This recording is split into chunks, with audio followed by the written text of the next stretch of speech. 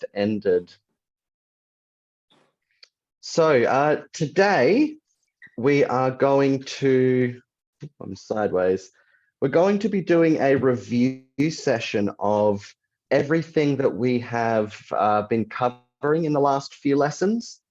So if there's anything that you're not sure of, anything you would like me to explain again, or if you just have any questions about what we have been covering, today is the session to do that before we move on, because our next lesson is going to be on the teal paragraph structure and how to write convincing arguments. So we're going to be moving on to some new topics soon.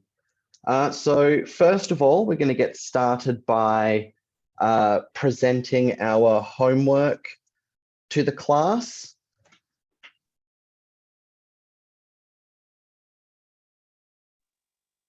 Is that better? Can you hear me now? Yes. Cool. Yeah. I've been having a bit of an issue with my headphones lately. So yes, today we're going to be doing some revision of everything we've been learning over the last few lessons. So if you have any questions or you would like me to explain something that we've been talking about recently, today is your chance to ask me those questions before we move on to our next topic. So we're going to start with presenting our homework to the class. So can everybody please grab your, have your homework that you've done over the last few lessons ready? So can I get a volunteer who's ready with their homework to present to the class?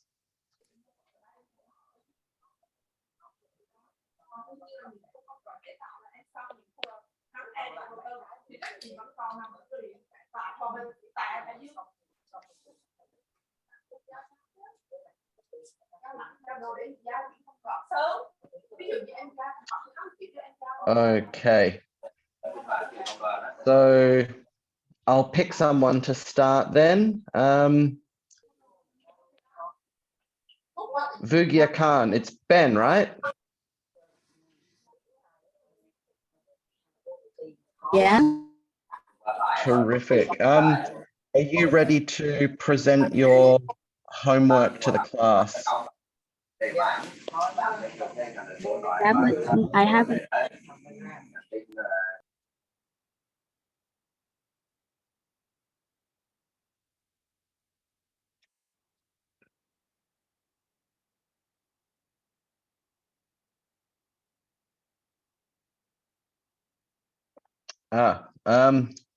Is anyone ready to present their homework?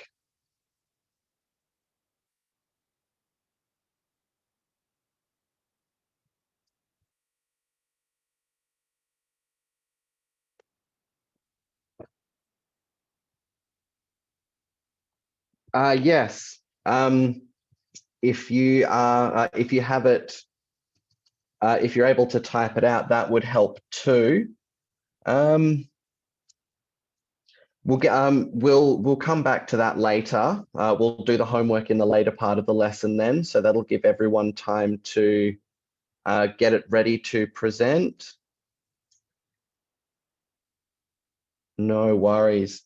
Okay, so we'll go into some revision then, and I'll give you my comments on the homework over the Zalo app.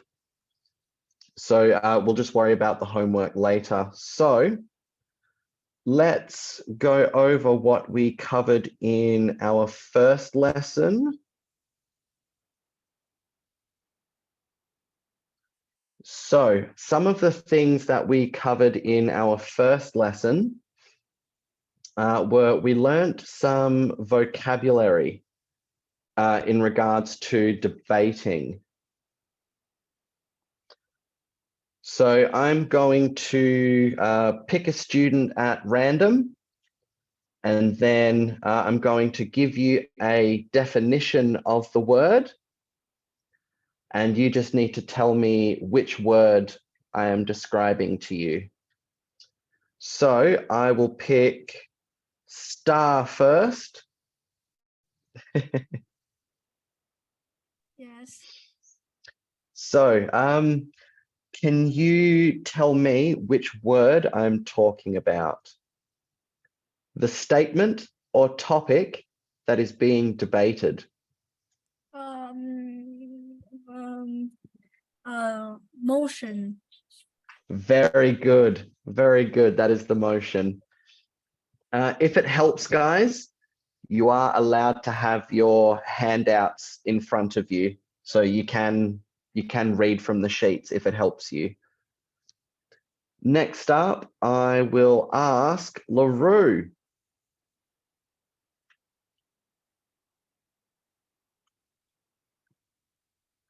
Hello, teacher. Hello. So which word am I describing? The team or individual who opposes the motion and presents arguments against it. The opposition team. Very good. Thank you. Next up, Lucia, please.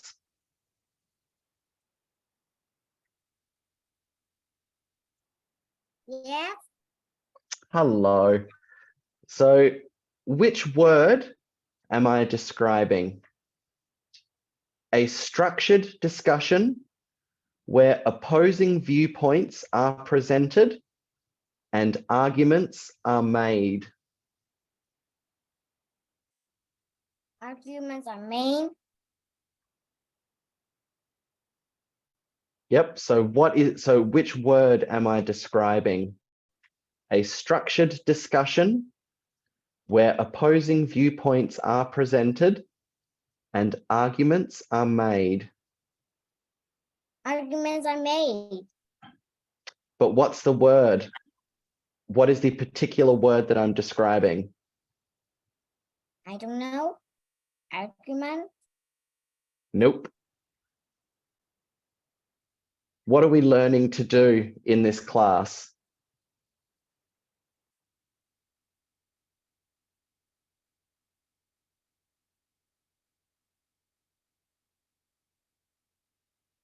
What's the main topic of this class? What are we learning to do?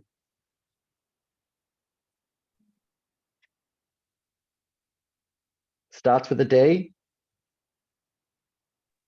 Debate. That's it. That was the definition of the word debate, because it's a structured discussion where opposing teams present their viewpoints and they present arguments as well. Okay. Next up, I will ask Emma. Yes. Whoop. Sorry, I thought I was asking you to unmute, but you beat me to it. Which word am I describing? An appeal to ethics or credibility to persuade the audience? The ethos. Very good, ethos. Well done. Next up, I will ask David.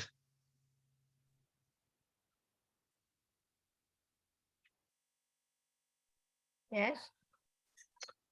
Okay, which word am I describing? The distribution of arguments and responsibilities among team members. Oh. I can't remember that. Do you have the handout ready?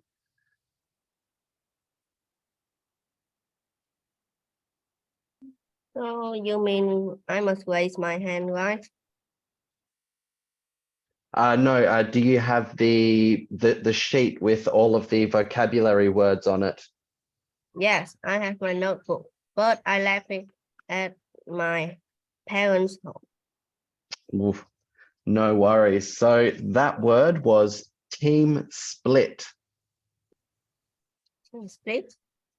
Team split. That's right. The distribution of arguments and responsibilities among team members. Okay. Okay. Ben, Yes. which word am I describing? The content or substance of the arguments presented in a debate. Say it again. Can you say it again? Yep. The content or substance of the arguments presented in a debate. It's matter. It's matter. Very good, Ben. Thank you. Okay. I'll ask Jenny next. Hello. Hello. Can you please tell me which word I'm describing? An appeal to logic and reasoning to persuade the audience. Are you talking about logos? I am very good. Logos. I don't remember how to say it. No, you said that right. Logos. Well done. Next up, I'll ask Jelly.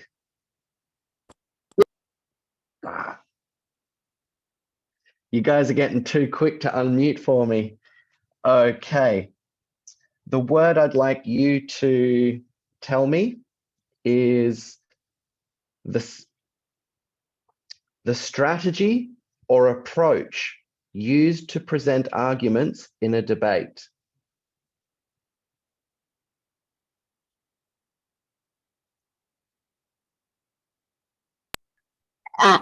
It's method. Very good. Thank you, Jelly. And Zoe, I'll ask you next.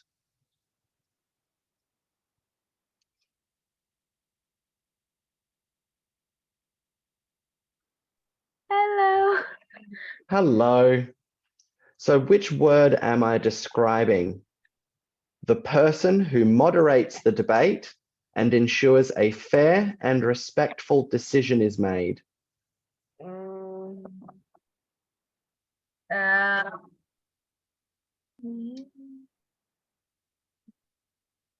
It's a really unusual sounding word.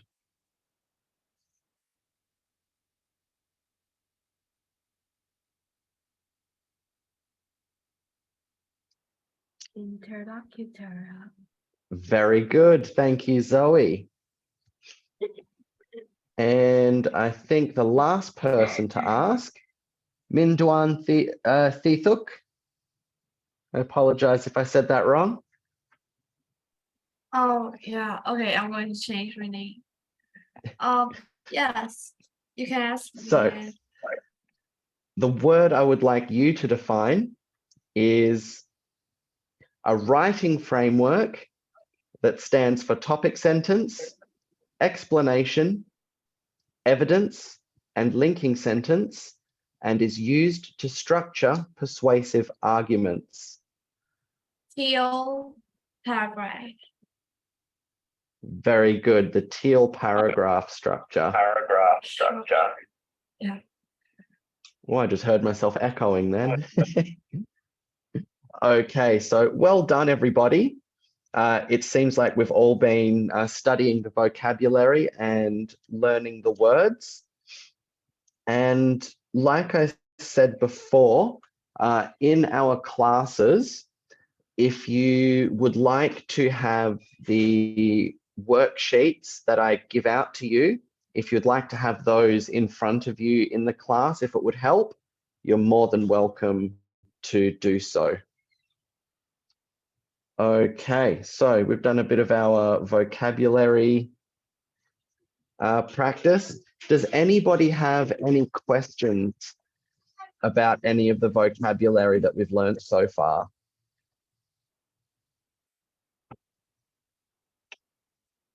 So do we all understand what the words and their definitions mean?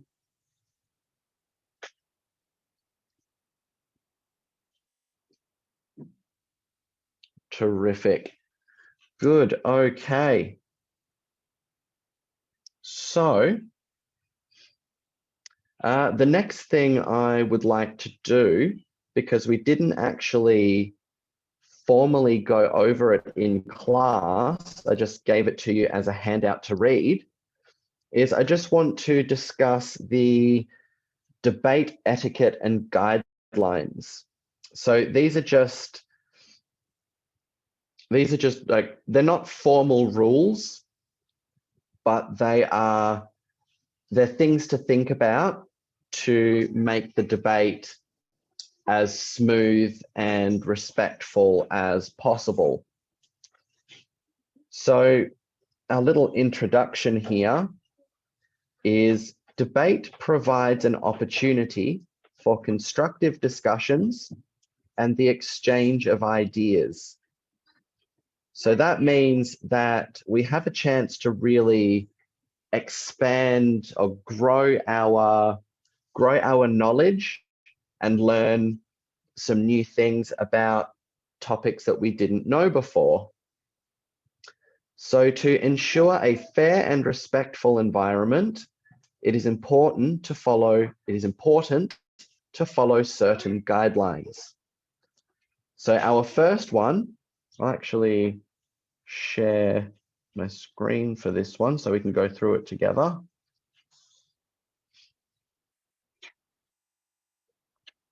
So our first guideline is to be respectful. So we want to listen attentively to others' opinions without interrupting. So we want to make sure that we're really paying attention when someone else is speaking and we don't interrupt and we let them finish. The next point is we want to avoid personal attacks and derogatory language. So don't swear, don't say any bad words.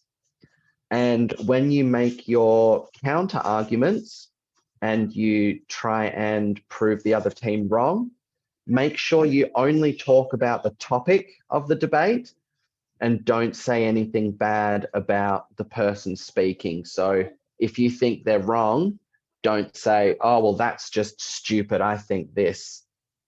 Try and keep your arguments to the topic. And the next one is a follow-on of the previous one. Treat all participants with courtesy and respect, even if you disagree with their views. So again, if you think what someone on the other team has said is wrong, be polite and only make arguments towards what they've said. Don't attack them personally. Our next point is use evidence. So we want to support our argument with credible evidence, facts, statistics, or examples. So we want to make sure that, we want to make sure that when we use our evidence, we're only using evidence from credible sources. So we want to make sure that the audience is going to believe us. And by using sources that the audience and the judges will believe, we increase our chance of making a good argument. We want to clearly state the source of our information to enhance the credibility of the points we make. So when we do use our evidence, we want to let the audience know who said it. So is it from a government survey? Is it from a scientist that is an expert on the issue? Whoever it is, let the audience know. And we want to avoid using unsupported opinions or assumptions. So what that means is that just because we think something is correct doesn't mean that it is. So we don't want to put our own personal opinions on the topic into our argument. We want to, again, rely on the evidence and make sure that we can tell everybody who said the facts that we're using. Number 3, we want to, just going to check the chat quickly, guys.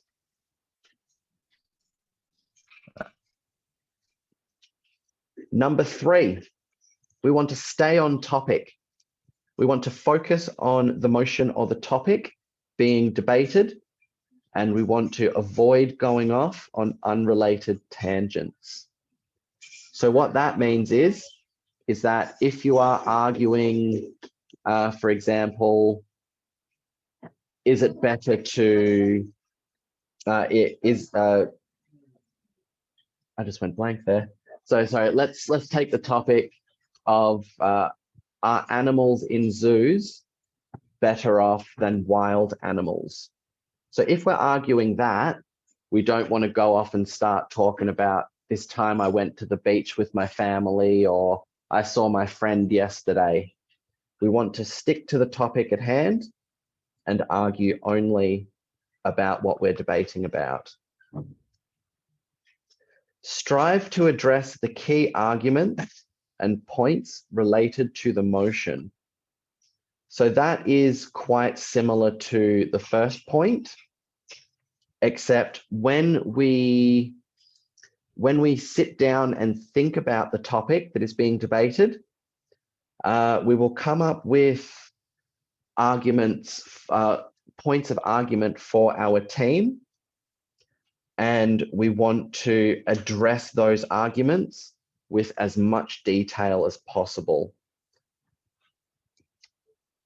And if necessary, ask for clarification or provide clarification to ensure a common understanding. So if you don't understand an argument that your opponents have made, or if you don't properly understand the topic that we're debating about, make sure that you ask someone to explain it to you so that you do understand. And likewise, if someone on your opposing team doesn't understand the topic, make sure that you help explain it to them so that they understand. So we make sure that we're all arguing about the same thing, because there's nothing that will take a debate off the tracks quicker than this person arguing about one thing and this person arguing about something completely different. It'll just destroy the flow of the debate. Our next point is be concise. So concise means keep it simple and keep it short. So present your arguments clearly and succinctly. So presenting your arguments clearly is just make sure that your arguments are easy to understand, and succinctly is just another word for concise. So don't waffle on, don't just keep talking because you think you have to say more words. You just want to make your point as quickly and as understandable as possible. We want to use logical and well-structured sentences to convey our point effectively. So when we are putting our arguments together, we want to structure them in a way that makes sense and allows us to make the best point possible, so that the judges and the audience have to be on our side. They have to agree with what we are saying. And also, by structuring your arguments well, structuring your sentences well, you will make your point more effectively. And that simply means that you have done your job well. Avoid unnecessary repetition or excessive use of jargon that may confuse the audience.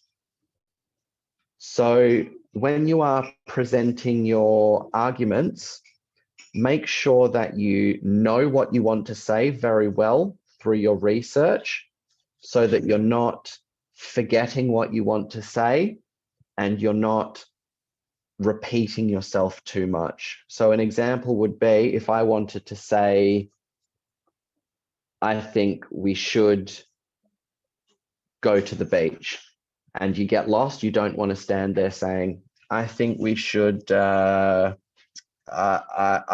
think we should, I think we should go to the beach.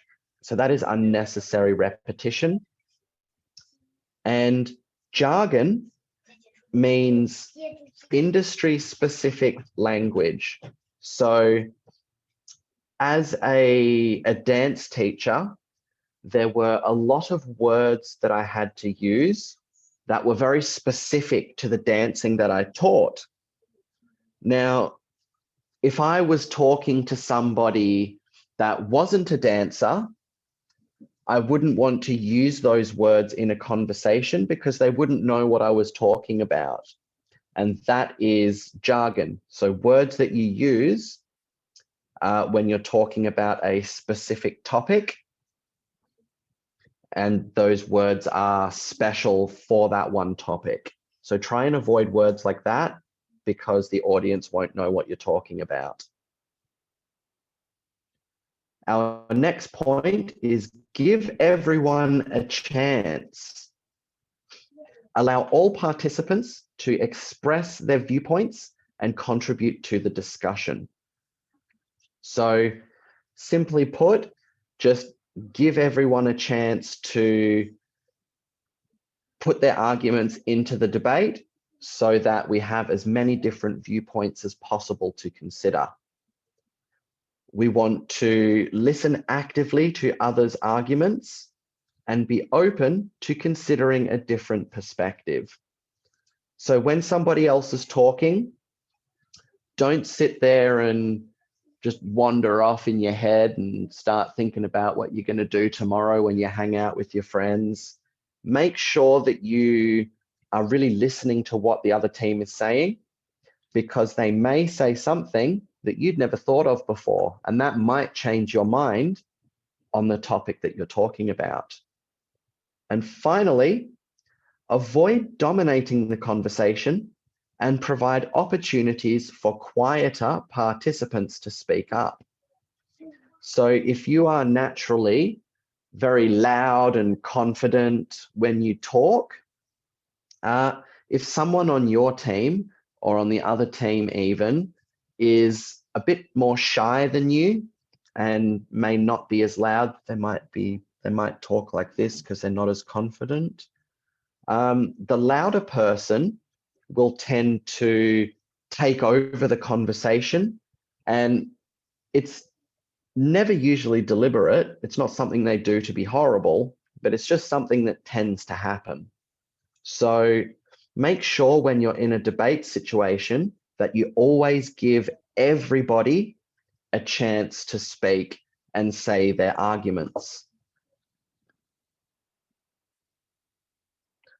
Okay, number 6, we've got one more to go after this.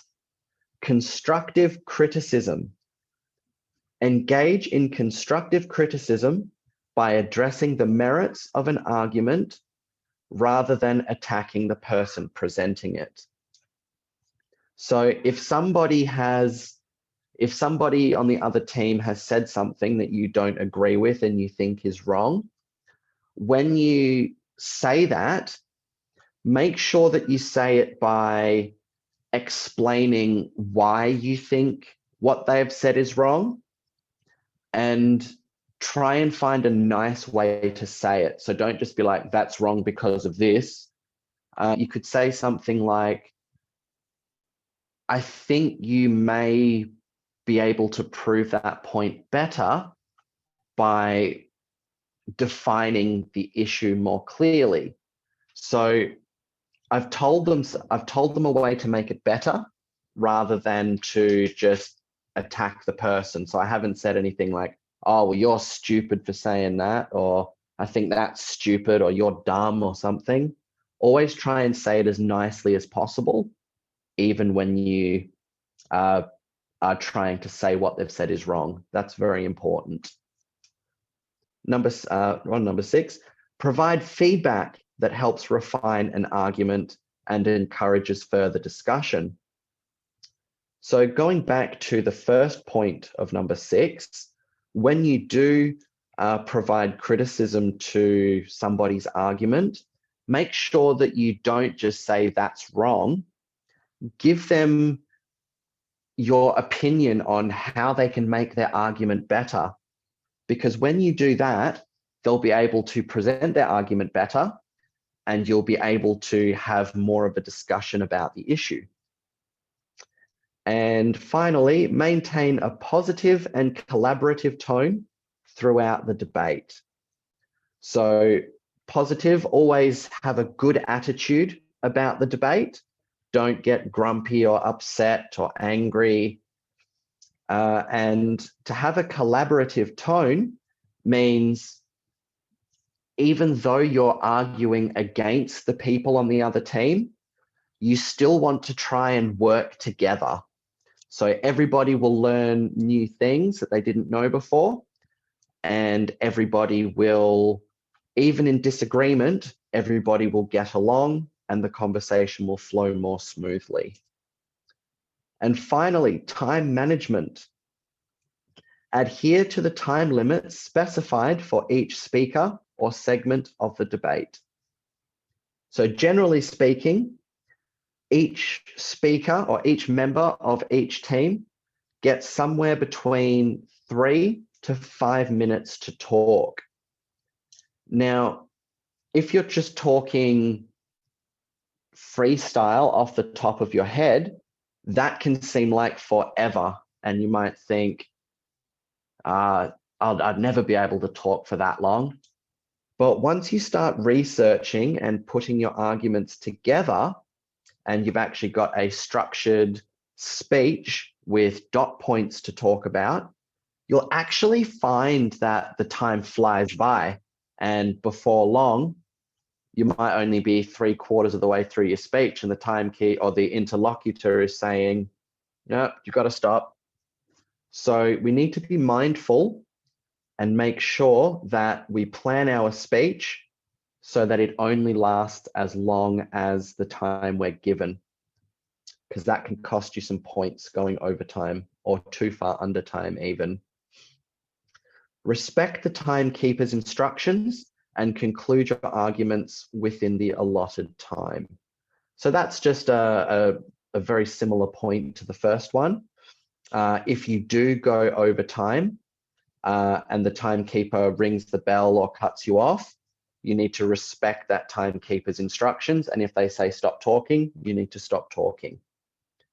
And finally, use your time wisely, ensuring a balance between presenting your own arguments and allowing for rebuttals. So past the first speaker of the proposition, each speaker that speaks needs to make counter arguments to what the speaker that went before them just said. So you now have to factor in having to make counter arguments along with making your own arguments. So we need to make sure that we're careful with how we use our time so that we have a chance to say everything that we need to and everything that we want to say. So remember, guys, a debate is an opportunity to learn, develop critical thinking skills, and foster effective communication. So to be able to communicate well and have everybody understand you. By adhering to these guidelines or by following these guidelines, we can create a productive and respectful debating environment.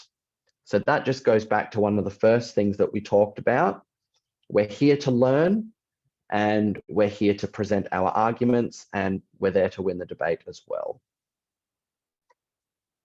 So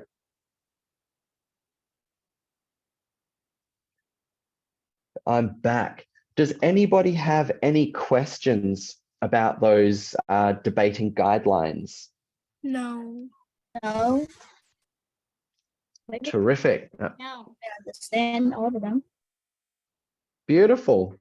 So that means I did my job and I communicated effectively. So,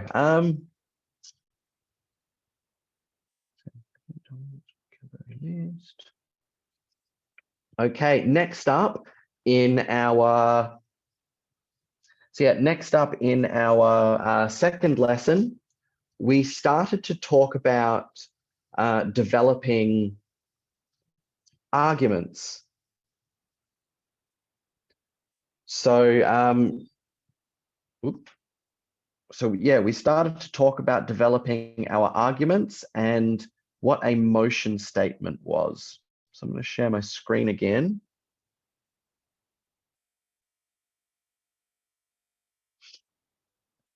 So we'll just use this first topic here as an example. So the motion is always presented by the proposition team, because the proposition team agrees with, the proposition team agrees with the topic. So they will always be the team to present the motion. And the motion statement, if the topic is, should schools require students to wear uniforms? If the proposition want to agree with that topic, then their motion would be something similar to, this house believes that schools should require students to wear uniforms. So it's a very clear and concise statement that perfectly sums up their side of the argument. And then we see down here, you don't have to read the whole text, but just read everything after the number of the argument. So arguments for the proposition, if they believe that school uniforms should be worn. So the first one might be equality and inclusivity. So basically, everybody looks the same.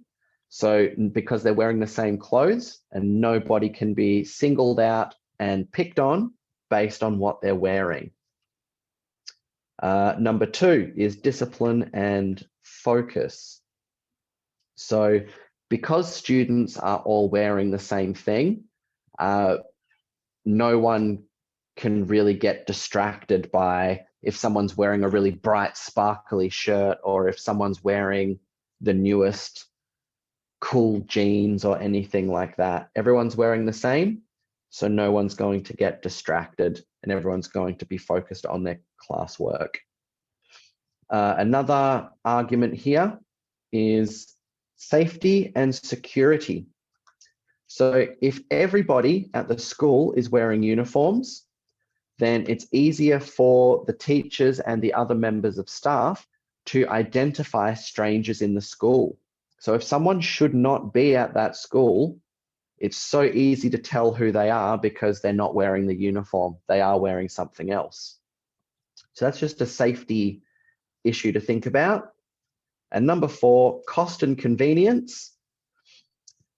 School uniforms can actually save parents some money on school costs, because they don't have to worry about buying so many other clothes for their children, because kids are at school so often that the school uniform is going to be they're going to be wearing their school uniforms for most of the time.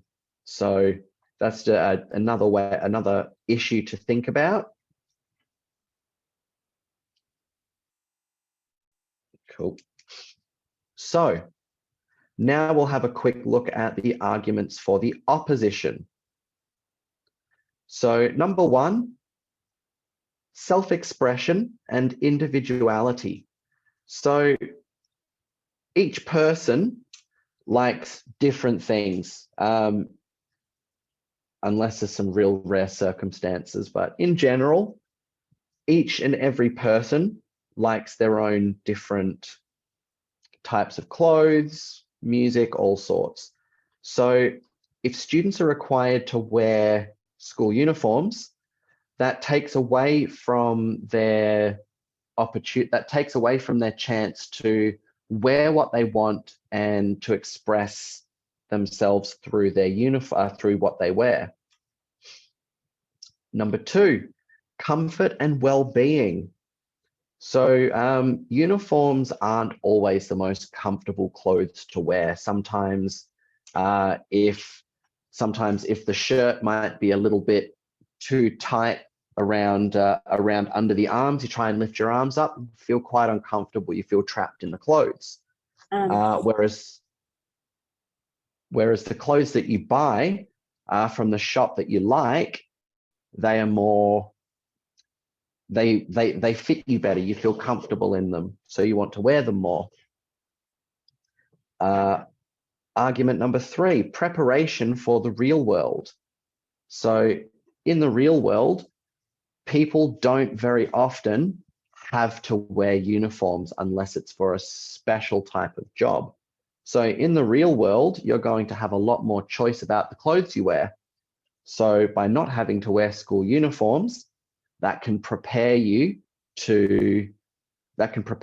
the real world, because it'll give you the chance to learn how to dress appropriately for certain situations. And number 4 is parental choice and autonomy. So autonomy basically means you're in control of yourself. So if you have to wear a school uniform, that can take away from the parents' choice of what they want their children to wear. And it can also, again, take away from the choice of the student to wear what they want. If they don't like the school uniform. So those are just some example arguments from this topic.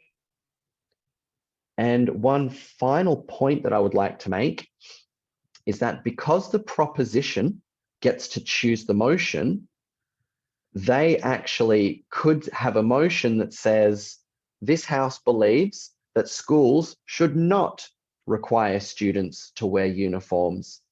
And that means that all of the arguments that we just read for the opposition would actually become arguments for the proposition, and vice versa. So all of the arguments that we read out for the proposition would then need to become arguments for the opposition.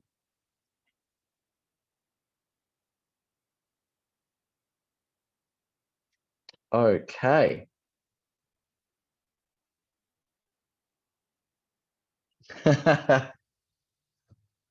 Ben's just said, and his uniform at school is very hot. So yeah, I used to go to a private school for a little while when I was 14, and we actually had 2 different uniforms. In the summer, we would have shorts and a short sleeve shirt, but in the winter, we would have to wear long sleeve shirts, full length pants, and a blazer and a jumper. So yeah, we were lucky in that respect. We had choices with what we wanted, with what we could wear, depending on the season. So does anybody have any questions about the motion statement, the topic, or the arguments presented? Does anyone have any questions? No. Yeah, good. Terrific. Sorry, was someone going to ask something?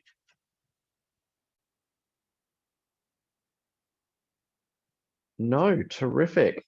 Guys, I am so happy with how you guys are understanding what we're talking about, because a lot of this stuff is actually quite, sorry, my headphones are falling out. A lot of this stuff is actually quite advanced and quite difficult.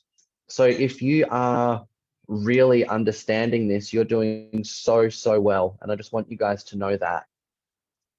And on the flip side, if there is anything that you don't know or that you don't understand, it is far better to ask the question and get the answer, because there's nothing to be embarrassed about not knowing something. It might just be the way I've explained it. So yeah, if you do have any questions, please ask them. I really want to hammer that point home. Okay, the next thing that we talked about was the difference between debate topics, motions, and themes.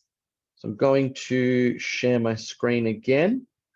Whoop, got a few more messages.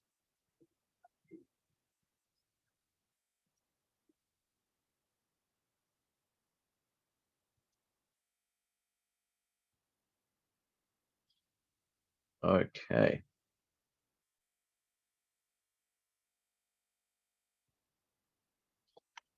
So the next thing that we discussed was topics, themes, and motions. So remembering that we'll only use one or two examples from this sheet, so we've still got a little bit more to talk about. So if the topic is, should every child learn to swim? So with our topics, there tend to be little clue words in these in the topic to give you an idea about what the theme is. So if we were to have a look at topic 1, should every child learn to swim? So in my opinion, the two clue words that give us a clue to the theme would be learn and swim. So when we have a look at the word learn, that makes us think of education, because the point of an education is so you can learn new information. And whenever we talk about swimming, one of the most important reasons for you to learn how to swim is so that you can be safe if you're ever around water. So the other theme for this debate would be water safety. So then we have our two clue words that give us our two halves of the theme. So should every child learn to swim? The theme, water safety and education. So learning to be safe around the water. Does that make sense so far, everybody? Just chime in on the microphones. Yeah. Yes. Yes. Very good, very good. Very good, guys. So the motion, which is always presented by the proposition team, would be, so remember, it's a short, clear statement that perfectly sums up the proposition team's argument. So the motion for a debate like this would be, this house believes that every child should learn how to swim. So it's just a short statement, not very long, and it perfectly sums up the argument of the proposition. Now, one more example that we'll use. Let's have a look at topic number 2. So should children be allowed to have smartphones? So if we look at this topic here, we would be looking at my first clue word would be children. And my second keyword, or clue word, sorry, would be what the children are allowed to have. So in this sentence, it is smartphones. So with those two clue words, we're able to come up with the theme of technology and childhood. So obviously a smartphone is a piece of technology. So there is our first theme. And children being our second clue word, the topic for that, or the theme for that, would be childhood. So whenever you read the topic of a debate, you should always be able to at least have a go at guessing what the theme of the debate is. So, no formal homework this weekend before your next class, but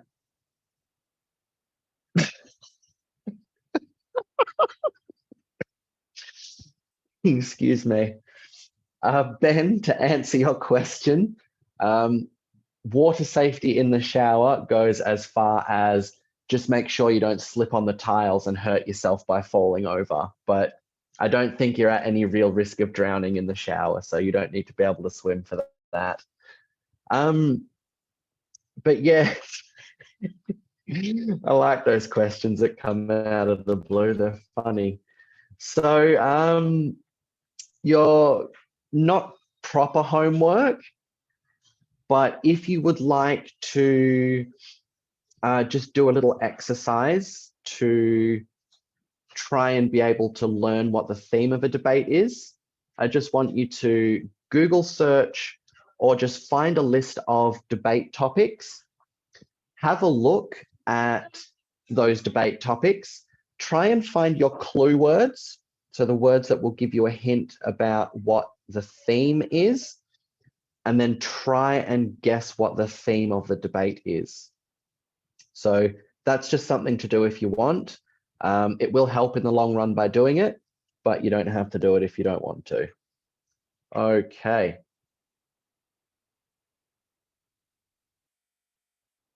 Let me...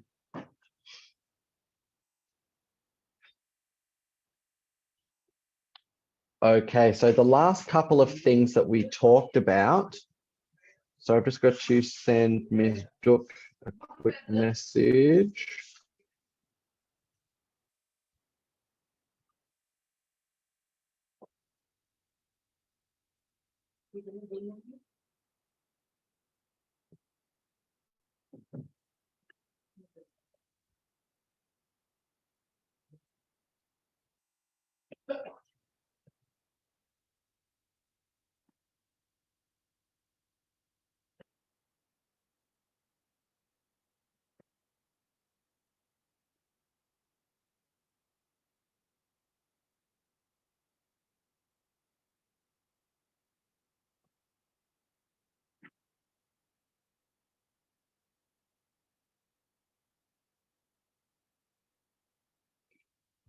Okay, sorry about that.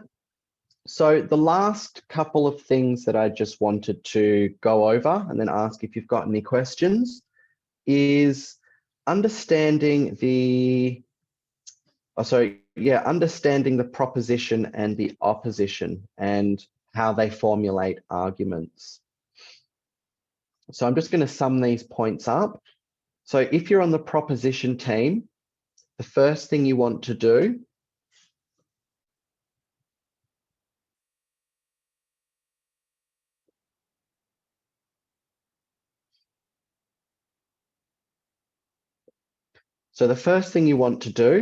is clearly state your position. So make sure the audience and the judges know what side you are arguing for. You always want to provide, You always want to provide solid evidence for any arguments that you make, because the audience are more likely to believe if you're talking from a position of authority. So if you've got someone that knows the topic backing you up, then they're more likely to believe you. Always make sure that you can apply logic to your arguments. So make sure that people are able to follow along with what you're saying. So that comes down to how you structure your arguments and how you then present them. Make sure people can follow along. Our next point is make sure you know, or make sure that you prepare for anything that your opposing team might say. Because if you pre-prepare for an argument they make, you're that much quicker to be able to say, oh, well, in actual fact, here's why that is wrong. And if you can do that, you score big points. Use persuasive techniques. So make sure that you use a lot of persuasion tactics in your argument. And persuasion simply means convincing somebody of your idea by pointing out the good things about it. So making them want to do something or think something because of how good it is or how good you make it seem. So if you do that, that's a great way to make people want to believe you. Next up, structure your arguments carefully. So make sure that the order that you say things in makes the strongest point possible for your team. And we're going to learn more about that later. And finally, summarize all of your key points. So anything that you've said that is really important for the audience and the judges to remember, make sure that you say that again at the end of your speech. It'll help them remember, and it will make your speech look a lot more organized. And to finish up, just a few points on the opposition. So of course, you want to make sure that you begin by saying, I disagree with this motion, and here's why. So clearly state that you do not believe what the audio, what they're talking about. Number two, you want to provide evidence for your arguments, but you also want to provide evidence that challenges the proposition, make their job difficult for them. Number three, when you use logical reasoning, you want to try and find the problems in the proposition's argument. So if you can say, well, I understand what you're saying, but what about this? And then you say something that just totally shuts their argument down, that's a very good strategy for being on the opposition. You want to anticipate, so you want to expect the arguments that the proposition are going to make and pre-prepare counter arguments for their claims. So if you can shut them down before the debate's even started, that's going to be a super strong strategy. You want to use persuasive techniques like presenting logical fallacies, or finding logical fallacies, which are things we think are true, but they're not actually true. We want to look at the proposition's arguments quite critically, and we want our counter arguments to be very well structured. So we also want to structure our arguments too, so they're very similar to how the proposition does it, so that we can put forth the strongest argument possible. And finally, we also want to summarize our key points so that when we're finished talking, we remind the judges what the most important things we said are.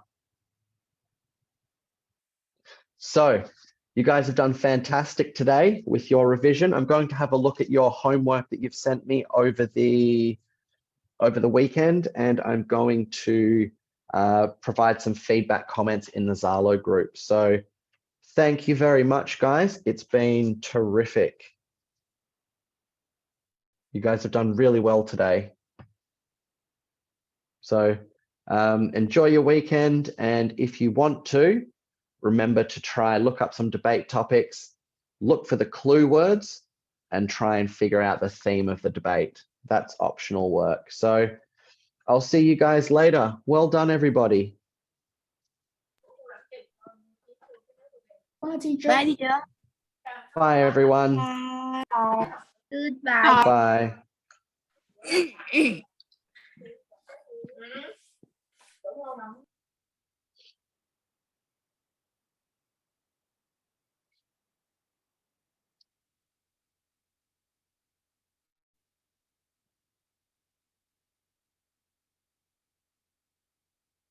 Bye bye, teacher.